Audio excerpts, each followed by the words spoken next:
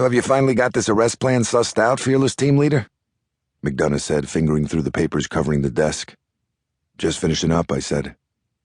I was working on an ass cover and writer at the end in case the Sun King doesn't stick to the script. How does this sound? If necessary, we will immediately alter from the original plan and effect as safely as possible the arrest as referred to herein. That's good, McDonough said, squinting up at the ceiling tiles.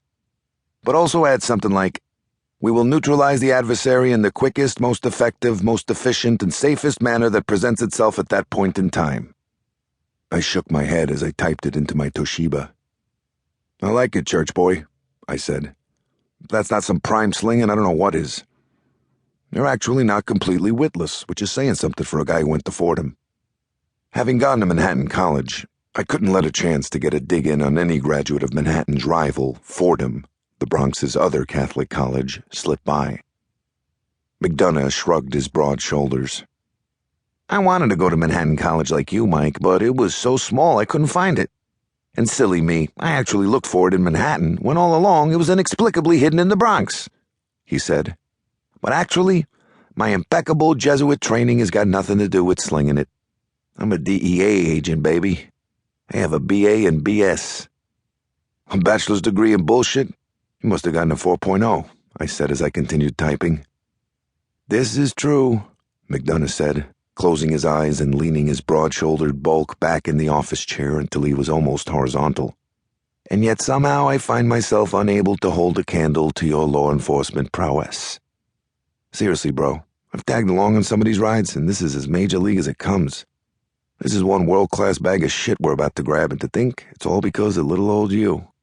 I took a bow as I typed. Stick around, kid, I said. Maybe you might learn something. This crazy case actually was mine.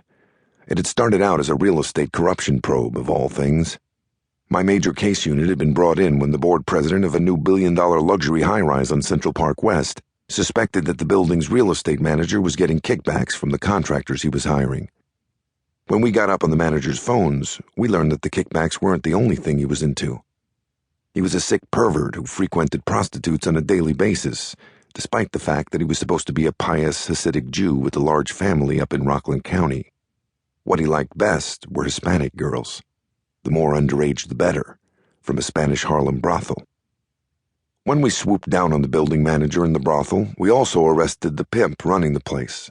It was the pimp, a Dominican named Ronald Quarantiello, who turned out to be a gift that kept on giving. The jittery, fast-talking criminal was extremely well-connected in New York's Hispanic criminal underworld. And staring at a 30-year sentence for sex trafficking, he'd cut a juicy deal. He agreed to flip against his business partner, Angel Candelario, the head of DF, Dominicans Forever, the city's largest Dominican drug gang. And boy did he flip, like a gymnast during an Olympic floor exercise. Ronald helped us bug Candelario's house, his Washington Heights restaurant, where he did all his business, and his encrypted phone. I thought the pimp was high when he told us that Candelario was a childhood friend of the globally notorious drug kingpin Perrine. But a wiretap on Candelario's phones and bugs confirmed it.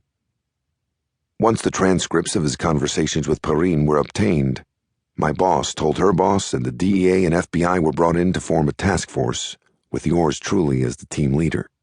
The icing on the cake came a month ago, when Perrine and Candelario started talking about a visit Perrine was going to make to New York. A meet that was going down at noon today. As McDonough stood up to take a cell call, I went over the arrest papers for a final time. I double-checked the mission statements and interior layouts and maps. Lastly, I went over the grisly crime scene photos of the Border Patrol agents and their families, whom Perrine had murdered. The most gruesome shot, the one I couldn't forget, showed a Dodge Caravan sitting in the one-car garage of a suburban house. Where its windshield had been, there was just a bloody, jagged hole. The front end was riddled to Swiss cheese with hundreds upon hundreds of bullet holes. I studied the picture and took in the violence it displayed and wondered if being put in charge of this arrest was a blessing or a curse. I glanced up at the yellow face of the wall clock above the window, which framed a slowly lightening sky. I guess I'd soon see.